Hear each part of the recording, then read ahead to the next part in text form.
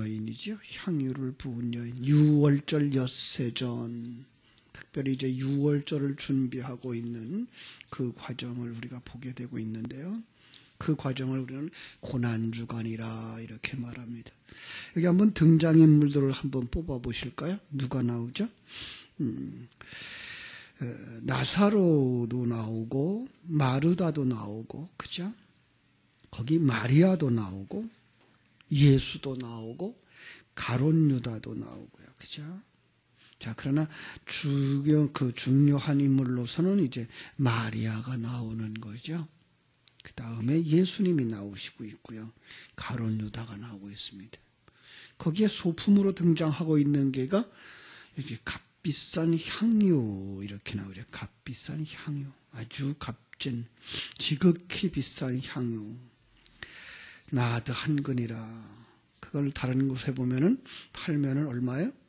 5절 300데나리온쯤 될 만큼 비싼 향유. 한 데나리온이 한 사람의 노동자의 품값. 요즘 비싸게 잡아서 하루 한 10만 원 받는다 그러면 300데나리온 그러면 얼마죠? 한 300에다 만원, 10만 원, 3천만 원 정도 되는 엄청 귀한 그런 향유를 붓는 모습이죠. 그런데 중요한 내용이 거기에 또 있어요. 여인의 머리가 있어요. 여인의 머리, 그죠? 여자의 머리는 굉장히 중요한 거죠. 여인들에게 있어서. 성경 속에서도 여인의 머리에 대한 이야기들을 계속하고 있습니다. 내용 전체적인 힌트를 무슨 얘기를 하고 있는 건가를 이렇게 얼른 쉽게 찾아보려면 똑같은 내용을 했던 마태복음 26장에 볼 수 있어요. 마태복음 26장 13절에 보면 이 말을 이렇게 말하고 있어요. 이 사건을 26장 13절. 내가 진실로 너희에게 이르노니 이 온 천하에 어디서든지 이 복음이 전파되는 곳에서는 이 여자가 행한 일도 말하여 그를 기억하리라 하시니라. 여기도 26장 6절부터 있었던 그 향유를 부은 그 사건을 통해서 주시는 말씀의 결론이에요. 12절부터 다시 한번 읽을게요. 26장 12절. 이 여자가 내 몸에 이 향유를 부은 것은 내 장례를 위하여 함이니라. 내가 진실로 너희에게 이르노니 온 천하에 어디서든지 이 복음이 전파되는 곳에서는 이 여자가 행한 일도 말하여 그를 기억하리라 하시니라. 이거예요. 복음이라는 거죠. 복음, 그러면 이 여인의 행한 일, 이렇게 보시면은, 무엇을 얘기하고 있는 거구나 볼 수가 있습니다. 복음이 왜 필요하게 됐죠? 복음이 왜 필요하게 됐어요? 우리가 타락했기 때문에, 그죠? 참, 인간이 하나님의 형상대로 지음을 받았어요. 하나님이 자기 형상대로 인간을 지었어요.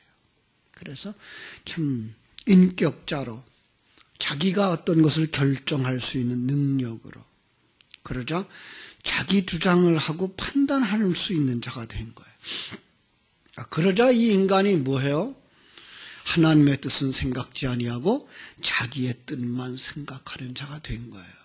이걸 사단의 속성 그러죠. 그래서 마태복음 16장 23절에도 보면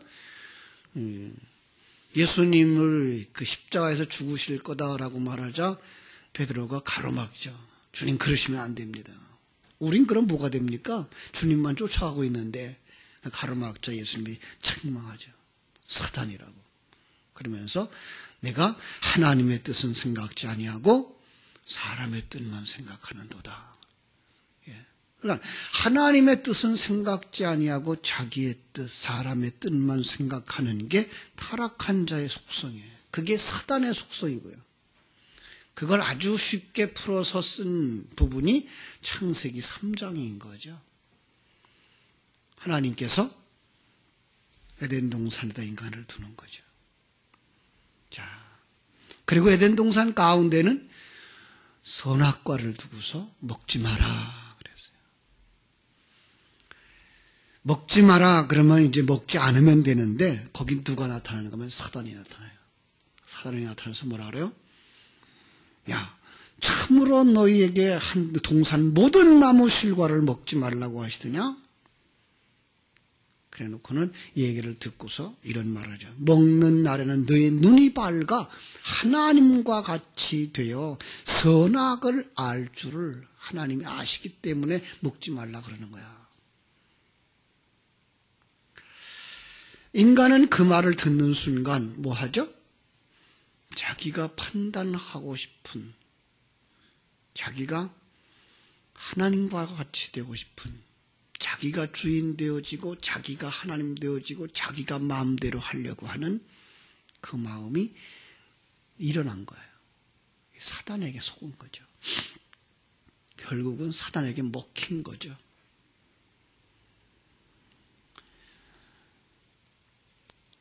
그래서 이 사람이 하나님처럼 스스로 판단하기 시작한 거예요. 그게 시간과 공간 세계에 있는 모든 사람들이 어떤 일들을 잘한 거야, 못한 거야, 이렇게 하면 되는 거야, 안 되는 거야 라고 만들어 놓은 윤리, 도덕, 이 세상의 인과율의 체제인 거예요. 이게 타락한 세계 속에 있는 인간의 속성, 타락한 세계의 속성, 시간과 공간 세계 속에 있는 이게 본질이 되어버렸어요.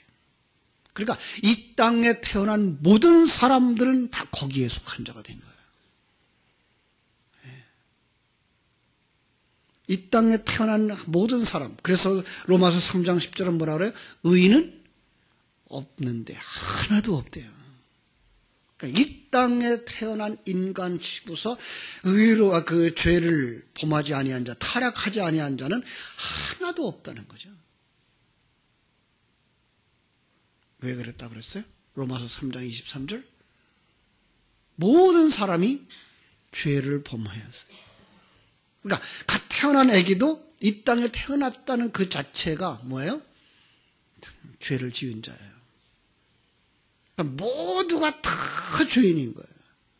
의로운 자가 없는 거예요. 이 땅에는요. 이 땅에 존재하는 모두가 다 그렇습니다. 마치 이스라엘 속에 애굽 속의 이스라엘처럼, 바벨론에 포로되어져 있는 이스라엘처럼 하나님은 그 속에다가 자기 백성을 두셨어요. 왜요? 자기 백성들도 거기서 진정으로 자기의 의식을 가지고 자기가 하나님의 뜻은 생각지 아니하고 사람의 뜻만 생각하면 그 결과가 무엇인지 알게 하시려고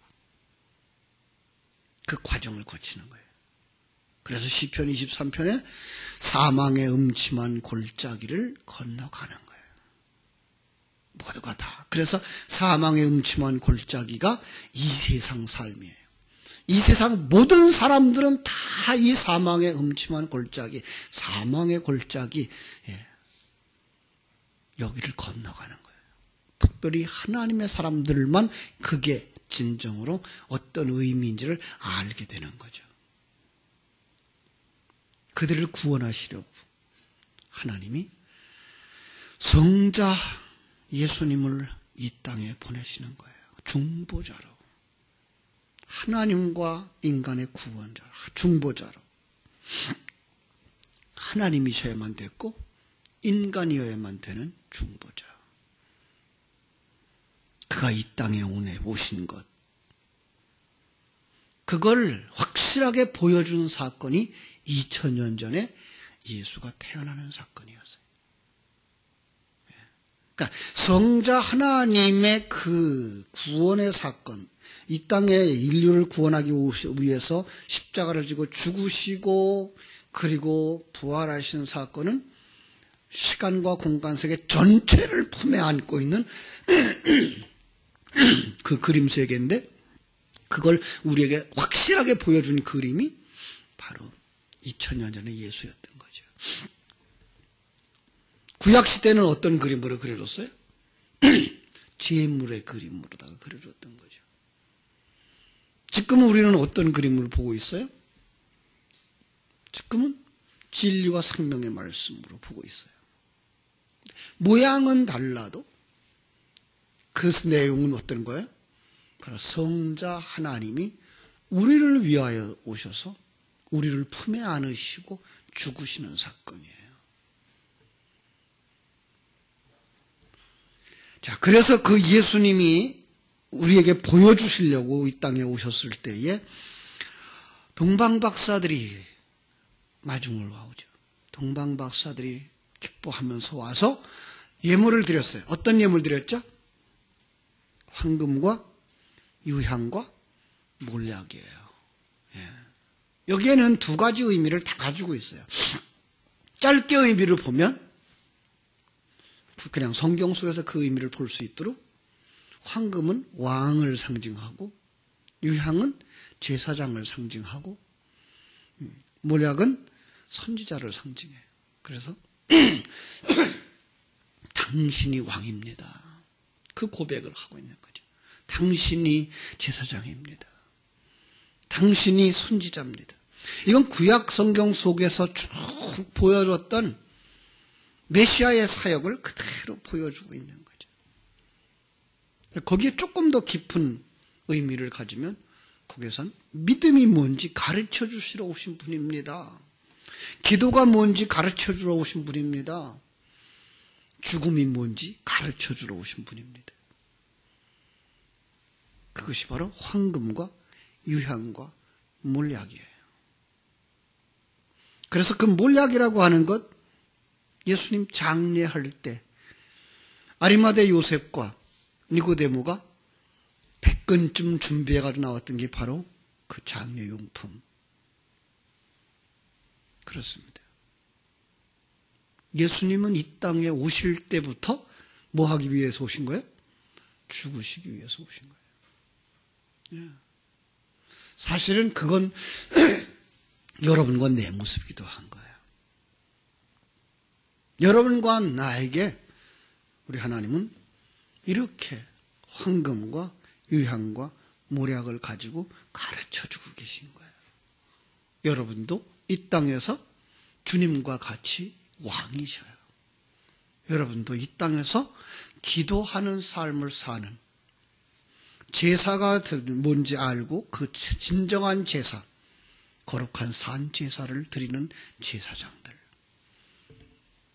더 나아가서 하나님의 말씀을 선포할 선지자들이며, 우리는 이 땅에서 믿음을 가지고 사는 자들이며 기도의 삶을 사는 자들이며 죽음을 바라보고 나가는 옛사람을 벗어버리는 사람들인 거예요. 오늘 그 얘기를 오늘 요한복음 12장에다 담아서 보여주고 있는 거예요. 자, 예수님이 죽으러 오시는 분이라는 사실을 누가 알았다? 여기에 보면 예수님을 따르던 제자들이 모르고 있는 상태예요. 언제까지? 성령이 오실 때까지. 군중들, 그들은 이 땅에서 메시아이기를 원하는 그 믿음 가지고서 예수님을 환영했어요. 아니에요.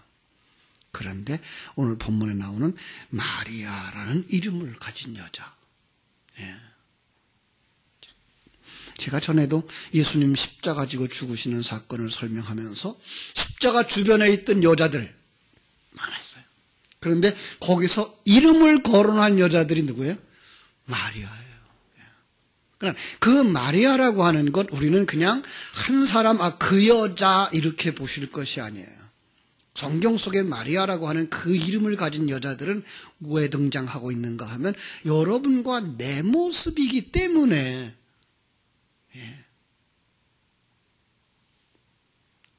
그래서 이 마리아에게 별명이 있어요. 누가복음 7장 36절로 39절에 보면요, 그 부정한 여자, 음행하는 여자, 이렇게 기생 이런 말도 붙여주죠. 그죠? 누가복음 8장 2절에 보면 7 귀신 들렸던 여자. 그러니까 이거는 그때 그 여자만 얘기하고 있는 게 아니라 우리들의 모습인데, 우리들이 뭐 하는 거예요? 주님이란 참된 신랑을 떠나서 세상을 사랑하고 세상과 짝하여 살아가는 음행하는 여자, 이게 우리예요. 마리아예요. 그럼 귀신 들렸었어요. 예, 귀신에게 먹혔었잖아요. 그것도 완전이라는 의미에서 7 귀신이에요. 여러분, 이 사단이 얼마나 교활한지 몰라요. 세상은 얼마나 교활한지 몰라요. 그래서 귀신 들린 사람들한테 가끔 그런 소리를 듣는다 그래요. 내 안에 누가 있냐? 누구다? 어떤 사람은 군대다. 그리고 어떤 사람은 7이다. 그래. 그런 숫자들과 성경에 있는 낱말들을 어떻게 그렇게 알았는지 그걸 가지고 자기들을 속이고 있는 거예요. 하나님의 사람들을 다 속이고 있는 거예요. 아니요. 그들만이 아니라 이 땅에 사는 모든 사람들이 창세기 3장에서 말한 것처럼 타락해서 흙으로 돌아갔을 때 뱀에게 먹힌 거예요. 뱀의 양식이 되어버린 거예요. 뱀이 먹고 뱀의 살이 되어버린 거예요. 뱀의 사상을 가진 거예요. 그게 귀신 들린 자라니까요. 근데 그가 은혜를 받아서, 여기 있어요. 은혜를 받자 자기가 죄인인 것을 알고, 은혜를 받자 자기를 위해 죽으신 성자 예수님을 알고, 그걸 준비하는 거예요. 이게 여기에 나온 마리아의 모습이에요. 자, 마리아, 그가 바로 나예요. 내가 7 귀신 들렸던 자고, 내가 세상을 짝하고 살아왔던 음행하는 자고, 이러한 자기를 위해서 십자가를 지고 죽으실 메시아 성자 하나님을 알고 그 모습으로 오신 예수님 앞에 죽음을 예비하고 나온 여인, 바로 여러분과 나예요. 어떤 모습으로 나왔습니까? 그는 아주 향유를 가지고 나왔어요. 성령의 기름이죠. 성령의 기름을 상징할 수 있어요. 아니요, 또 하나 기도를 상징할 수 있어요. 그렇죠? 기도가 어떤 내용이라고 그랬죠? 우리가 알고 있는 신앙의 고백이에요. 주님 앞에 나와서 당신이 하나님이십니다. 당신이 왕이며 당신이 제사장이며 당신이 선지자입니다. 주님이 이 땅에 오셔서 보여주신 그 죽음이 우리를 구원했습니다. 그리고 나도 주님처럼 지금 십자가를 지고 갑니다의 고백이 오늘 그림 속에 그대로 들어가 있는 거예요. 잘 보세요. 아주 향유를 예수님의 발에다 부었어요. 그리고 자기 머리털로 발을 닦는 거예요. 그죠? 그 고린도전서에 보면은요, 여인의 머리가 무엇이죠? 여인의 머리. 여인의 머리는 남자예요. 여자의 머리는 남자예요. 그러면 그 머리로 예수님의 발을 씻은 그 모습은 어떤 걸 얘기하고 있는 거죠? 당신이 내 남자입니다. 당신이 내 신랑입니다. 여러분의 신랑은 누군가요? 여러분을 신부로 맞이하기 위해서 자기를 십자가에 못 박고 희생하는 성자 하나님이신 거예요. 그렇습니다. 이 사역을 위해서 보여주시려고 오신 예수님, 당신이 메시아입니다의 고백이에요. 향유를 붓는 것, 기름 붓는 것, 왕이고 제사장이고 선지자요. 바로 당신이 그 사역을 위해서 오셨군요. 당신이 죽으러 오신 분이군요. 그리고 자기의 머리를 풀어서 예수님의 발 밑으로 내려가는 거예요. 이게 바로 그 여인들에게 머리에 수건을 쓰게 했던 이유 중에 하나도 바로 그거예요. 지금도 천주교회나 중국에 가는 이제 멍토교회라고 그랬어요. 멍토, 그 수건을 머리에다 얹는 교회. 성경에 있는 그대로 한대요. 아니요. 그건 알지 못하는 거예요. 너희들 머리 위에 누가 있는 걸 기억하라라고 하는 얘기를 하는 거지. 누구예요? 신랑. 바로 그리고 그 신랑과 똑같은 삶을 살아가는 거예요. 그래서 이 기름 부음은 바로 신앙 고백이고 한 걸음 더 나가서 나도 그렇게 살겠습니다라고 하는 결심인 거예요. 왜? 신랑과 한 몸이 되면 신랑과 함께 십자가를 지고 가는 거예요. 주님은 그랬어요. 너 나를 따라올래? 그러면 자기를 부인하고 자기 십자가를 지고 나를 쫓을 것이니라. 마태복음 11장에서는 그랬어요. 그죠? 수고하고 무거운 짐진 자들아 다 내게로 오라. 내가 너희를 쉬게 하리라.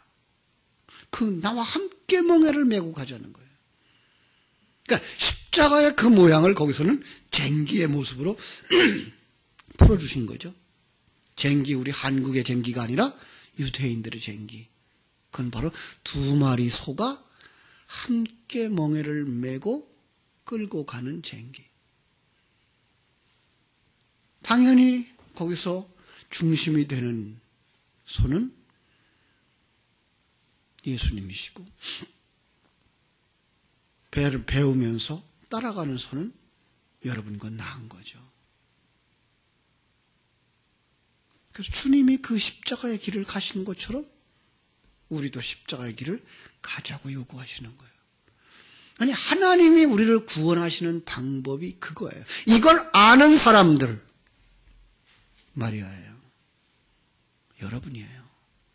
주님, 당신이 왕이며 제사장이며 선지자의 역할을 통해서 우리에게 성부 하나님의, 성자 하나님의, 성령 하나님이 구원하시는 사역을 보여주셨던 메시아군요.